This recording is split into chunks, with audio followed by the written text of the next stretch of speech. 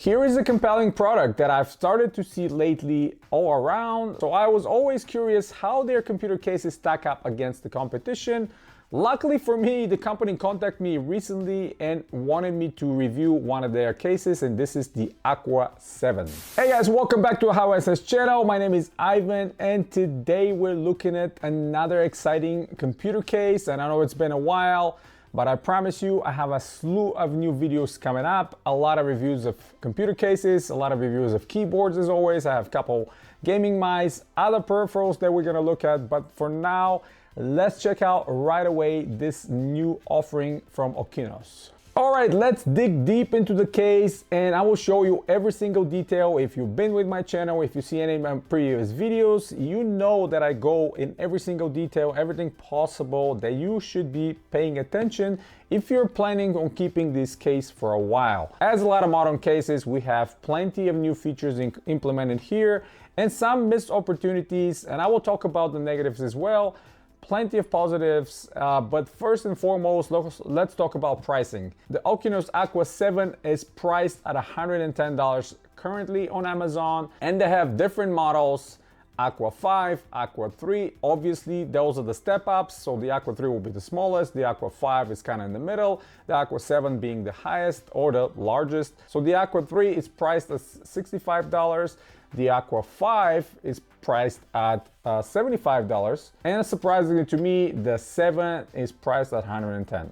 Now I think this is a missed opportunity. I think this case should be priced at $85 to be a lot more competitive with the rest of the competition, which on the market currently we have a ton of very good computer cases that are priced under or around $100, and maybe they can beat this one not only on price but a lot of the features as well. That's my opinion. Again, there's no script here, there's nothing from the company. These are my opinions and I stick to everything else that I try and test and see. And I've been reviewing computer cases for many years. I have tons of computer cases, tons of them you're gonna see, and I know what, as a computer builder, I'm looking at computer case to be offering. So now, well, let's dive in here. Obviously, just like many cases out there on the market, we have the kind of aquarium style front chamber. We have glass on the one side and glass on the front. Now, do I like this design? Yes, absolutely. I think it's one of my favorite designs. Now, if you're a really big fan of ventilation, proper air ventilation and proper cooling, you probably would prefer a mesh front. Now, I have a lot of cases that I'm using and I've used in the past that have mesh front and I absolutely love it. But I think this is a deviation from the norm and looks much better. How much of a deviation? Well, lately a lot of cases have been released like that, so maybe not that much because this is becoming the norm now. But anyway, the things I gotta say about the latching system, I think it's very good. I think what they've done here is the glass side panel latches to the bottom with just two notches coming from the frame, and on top we have these kind of a push through or click through, whatever you want to call them, two on top. So it's not difficult to remove, it's not difficult to place in. What I preferred, magnets, probably better. I think it's cleaner, nicer look, which magnets will stay pretty much forever magnetized. So you're not gonna have problems with these breaking off. Now, positive here is they're giving you one extra to replace just in case one of those fails or breaks off. You'll be able to replace it yourself and fix it easily. Now, how durable those gonna be? Time gonna tell. The other thing is how often you're gonna open these side panels, right? So once you build a computer, personally, I open them every 2-3 months maybe to clean and dust off and all that stuff. So throughout the year, you're looking at maybe 4-5 times opening it. So it's not gonna be that much of a deal. I think for the lifespan of the case, you're probably not gonna suffer any failures from that mechanism. Only time will tell again. Now, initially when I got the case and I pulled it out of the box, I was a little bit surprised because I see all the 6 ARGB fans placed inside. Obviously, this is one of the major features here. They are giving you the fans. You don't have to go out there and source them. They're not just giving you one in the back and yeah, go ahead and find the rest of them and spend your own money, which I'm assuming that's why the price is $110, because they're including 6 ARGB fans, which are addressable RGB, and PWM because they're 4-pin. Again, these fans are not proprietary. We don't have a proprietary connector. That's regular 5-volt ARGB and regular 4-pin PWM. Obviously, they have included a fan controller in the back, and we're going to talk about that in a second. But before moving to that, let's continue with the glass. So side and front, easily to remove, exactly the same mechanism. As soon as you remove the side panel, which is the larger one, you can remove the front in the same exact manner. Just pull forward from the top and lift up to remove it. Easy peasy. The glass itself, it is not the slimmest. I think it's just enough. It's not some of those 2mm ones that I've seen that are extremely fragile and thin. Other thing I like, the glass itself, it's not tainted too much. A lot of makers make that glass super dark, so I don't like that. I like to be almost absolutely clear so I can see everything inside my case. That's personal preference. What you like is different, so everybody has different preferences. Now, again, opening the case, I was a little bit surprised because I see all the 6 fans mounted and all of them are showing the stickers. Now, on first glance, I thought that the bottom fans and the side fans are configured to push the air out, including the one in the back. So I was really baffled about that decision. I thought, well, that's gonna take some work from the customers to flip these around and make them work how they're supposed to. For those of you that don't know, positive air pressure is much better. In other words, you need to have more fans pushing air inside the case and fewer fans taking it outside. That helps not only for your air ventilation and proper cooling, but also dust accumulation and all the other particles and problems like that. Then I hooked it up and I looked closely, and what I noticed is not all fans here in this case are exactly the same. The one on the bottom and the one on the side are actually pulling air from the outside. So they're configured to suck air from the outside. In other words, they're not pushing the air, they're sucking the air from the outside, which means their blades are completely different. And the fan that it's on the back mounted, it's completely different fan. This is a traditional fan that just pushes the air out. So props to Okinos for including these kind of fans and configuring them like they're supposed to. Now, there's a slight problem here presented, and I'm gonna point it out right away. Most of you probably thought about it. Once you mount the power supply in the back, you're completely blocked in that first fan. Now, if we had maybe half an inch or inch more clearance between the fan and the power supply, it would have been still functional because there's plenty of perforations on the side. We're going to talk about that in a second. And that fan still would have been sucking plenty of air from the bottom chamber and dispersing it upwards towards the main chamber. And now in this situation, it's almost completely blocked. So if you install a power supply and put the rest of your hardware here, most likely it's going to be a good idea to just remove this fan. It's not going to be functional. You're not going to be able to utilize it properly. Maybe keep it in the box somewhere as a spare in case one of the other ones fails over time. Now the second and the third, obviously they're fine. The second is barely obstructed, so plenty of air coming in, no problem. Now the ones that are mounted on the side, they are mounted inside the chamber. In other words, you don't have plenty of room in the back. You don't have much to take these fans and maybe put them on the opposite side, on the back side of the motherboard tray, which sometimes I prefer because it looks cleaner and gives me a little bit more space inside for cable management, for GPUs and stuff like that. Again, this is specific for your needs and specific based on your hardware, so you don't know until you try to build everything inside. Right now they're mounted on the inside of the motherboard tray. When the back side is not obstructed at all, and you will see on the back panel there are plenty of perforations for air to come in. And now they're not ventilated. But what's the greatest thing here, and I'm not sure if Okinos thought about it, but you can take the filter from the top, slap it on the back of the panel, and give that extra protection for the small dust particles not to be sucked in through there and dispersed throughout the case.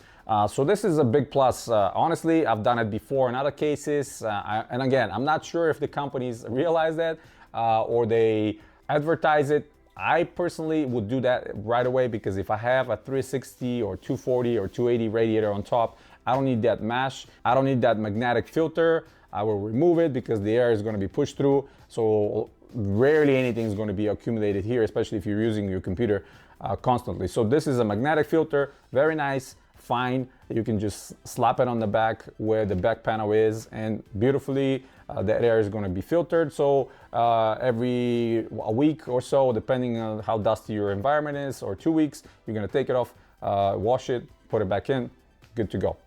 So I think that's a great idea. Now, I had another small concern here, and obviously you're gonna know what I'm talking about. You see I already mounted my Arctic Liquid Silver to a 360 radiator on top, and I talk about it all the time why I'm testing with this kind of radiator, because it's thicker radiator with mounted fans, and if it fits in the case, that's gonna fit 99% of the rest of the 360 radiators out there on the market, which are using the much thinner radiator. So this one, it was perfect fit. I'm not sure if Okinos actually had the idea, the engineers, to pick up one of those and engineer the case around, but it's almost 2 millimeter, a perfect fit with the fan mounted in the back. All you need to do is just take the side panel, take the front panel. By the way, huge fan of when you remove both panels, how easy it is to work inside this case. It's probably the most convenient thing I like about this kind of construction and engineering, because you have free space to put your radiator inside, to put the screws, do all that stuff without having to really tinker around with the front and some obstructive front where you might have problems. With this one, perfect fit. The front doesn't touch the glass. You have about 10 millimeters or a centimeter, and on the back or distance from the fan, so it's almost a perfect fit. And then my other concern was obviously the mounting of the motherboard. So I peeked down, and you will see the mounting of the motherboard is on the same level as the bottom of the fans. In other words, you can install your motherboard and then install the 360, and you're not going to have problems. Obviously, if you have extremely tall heat sinks on your RAM, maybe it will interfere, but I personally don't see an issue here. I started using more low profile, and over time, you'll see even the ones with the RGB, they're not that tall. There's nothing obscene about them, there's nothing crazy. So I think that's gonna look very nicely and neatly when built with the motherboard and everything else. And 360, even thicker one, like the Arctic Freezer over here, you're not gonna have any problems. I'm not sure why I'm keep calling it Arctic Silver. I'm going crazy, but Arctic Freezer 2, 360, and similar radiators with this kind of thickness, no problem. And regular ones with a slimmer radiator, even less of a problem. So I appreciate that. If I'm being completely picky, yeah, I would have loved to see maybe 1/2 inch height added to this case and 1/2 inch width added to this case. But that's just me. I like to have more space, and I'm used to working with cases that are large, extremely large, which gives you kind of a more freedom of configuration and all that stuff. But back to it. So the back fan can be repositioned up and down for about 1/2 inch distance, and for some reason that top radiator is interfering with it, which personally I don't see it. You can position it slightly lower, and then you're gonna clear it again with no problem. Now looking at the back of the case, obviously here we have 7 slots for your graphics cards, for your other components. Would I've loved to see 8? Yeah, absolutely. But rarely you see cases with 8 unless they're extremely large. Now, one of the things to mention here is obviously modern day GPUs, RTX 4080, 4090, future generations, some of the AMD offerings, they're extremely thick, big and heavy GPUs. And a lot of us started, and a lot of you started probably using them vertically mounted to avoid any of the problems, because you've seen probably plenty of videos, GPUs failing, having issues disconnecting their memory, disconnecting their GPU from the PCB, from the heavy cooling solution, because now this cooling solution is just absolutely humongous, very heavy, and we have some versions of these GPUs that are over 2 kilos. So yeah, definitely putting them vertically instead of horizontally helps a lot. I have my 4090 vertically mounted on my computer, and I see no issues whatsoever. So for vertical mounting GPUs, you will have to find one of those brackets or one of those vertically mounted solutions where they're gonna sit above these fans in order for you to utilize that cooling and be really efficient and kind of contribute to the cooling of the GPU and utilizing these fans. You're gonna have to find something that sits above it. There's some out there, there's versions out there that you can actually mount right here, and they sit in that specific matter. I have personally a few that I try to use, but I cannot utilize for a couple reasons. One of them is one of those that sit on the bottom of the case right here. Instead of fans, I'm gonna have to remove the fans because it's magnetic. It sits on top of it, and then you put the GPU. In this specific case, you're gonna have to remove all the fans. You're not gonna be able to utilize them. And there's some versions of those that require the back panel to be clean or not supported. You've seen some of my other cases that I've reviewed. That means when you remove the planks over here, the 7 ones, there's no other metal additional between the planks. This whole thing becomes open, and once you replace it with that new vertical mount, everything looks flush, looks nicely, but those will not work here because again, we have reinforced metal between each plank. Yes, we have a side vertical mount plank that can be removed, that's ventilated and perforated. This is only for 2 slots though, and I don't recommend this one because it's too close to the glass. Your graphics card will suffocate. I prefer the ones that are further in, and that will give you at least 2 inches between the GPU fans and the glass. So choose wisely. Again, a lot of configurations here. Would I prefer it to be a little bit different here? Yes, absolutely. I would have preferred not to have the reinforcements in the middle, but again, maybe that would have impede with the structural integrity of the case. Speaking of structural integrity, I think the metal is extremely sturdy, and I think they have used some clever engineering around bending corners, bending penetrations to create this extra rigidity. Otherwise, the metal itself is not extremely thick. I've seen much thicker. And if you push through, you'll see a little bit of bending, but not a lot. Just it's done in a very solid manner, so I'm not offended by it at all.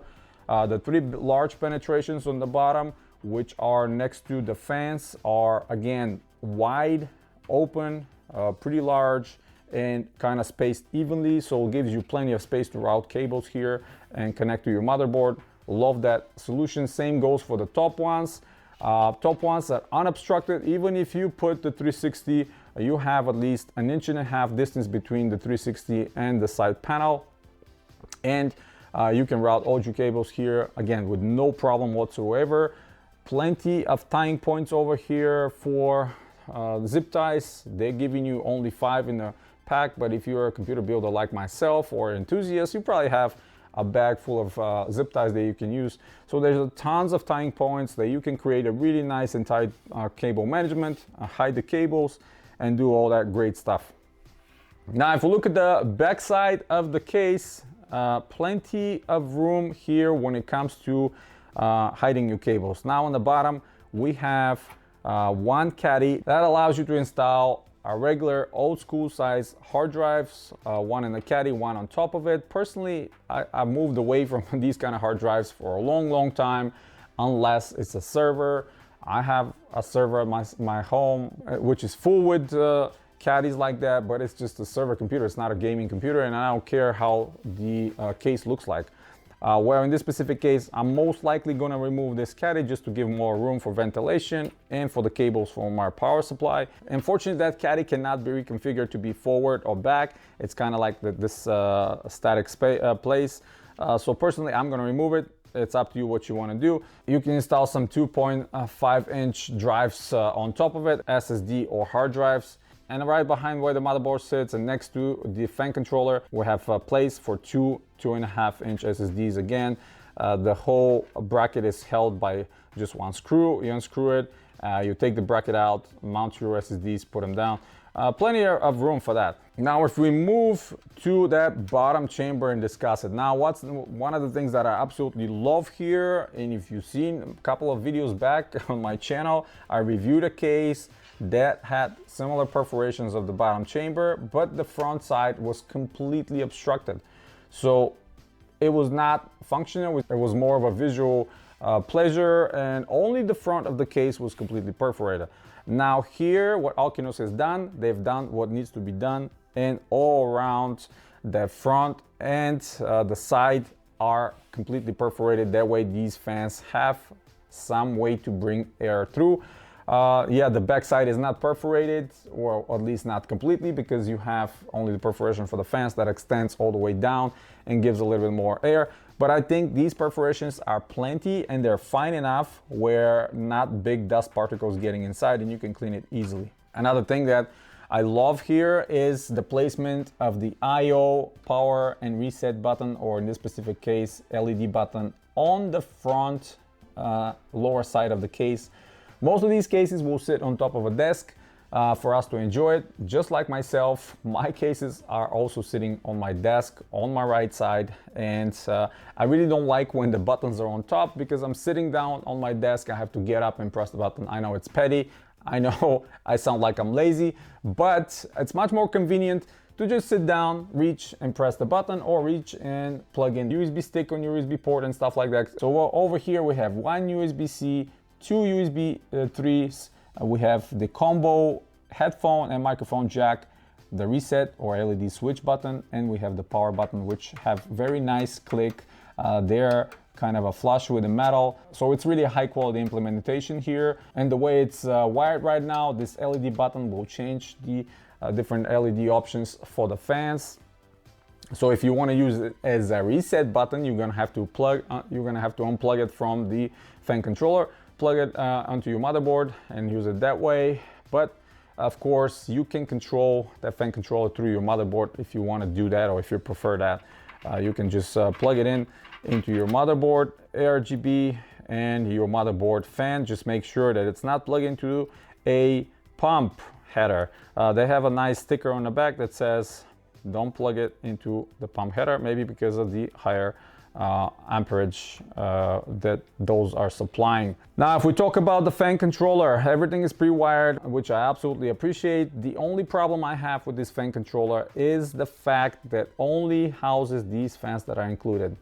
There's nothing extra. I would have loved to have at least one port extra. In other words, if I install my 360 radiator, I want to take that 360 radiator ARGB and plug it straight into this fan controller. So that way I have one unified place to synchronize the lights and synchronize the RPM of the fans. Unfortunately, I think this is kind of a missed opportunity here, because it would cost them a couple cents more to just add a different fan controller with extra space for extra controlling fans or RGB. So currently we have the 6 on one side for the RGB, 6 on the other side for the fan, and that's how it is. It's connected with the SATA to your power supply, and again, the other side you can plug into the fan controller of your motherboard and RGB to control the RPMs, because once you plug it in, and it will go, all the fans will go to the maximum RPMs, and the noise is going to be so loud, you're not going to be able to hear your own thoughts. So you really want to control the RPM of these fans. And having 6 fans, personally, I would go to the lowest possible settings. That way it gives me a complete silence of the computer. At the same time, all these fans are bringing plenty of air inside the case. So what else to talk about here? I think Okinos Aqua 7 is a very good, compelling product. Now, are there missed opportunities here? Yes, absolutely. I'm yet to see a perfect case that I say this is the case that is amazing and there's nothing to be changed here. I'm sure over time they're gonna address some of these things here and there, a little nitpicking, you know, obviously. I noticed some things that to me don't make much sense, like some of the things I mentioned already. Some things are really engineered well. If I install the 360 radiator on top and I put the filter, it sits completely flush. There's nothing pushing the filter up. For example, I've seen cases that once you install that radiator and the top of the screws are sticking out, pushing the filter up, and kind of creates this ugly situation. But here everything is recessed down, so once you place your filter, there's nothing to really push it up. So it's well engineered and well thought out to be done here.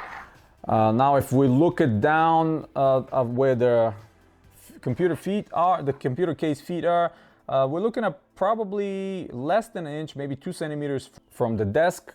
And unfortunately, the legs are from that foam that I talk about. So here, there's some things they save money on. The foam eventually will collapse.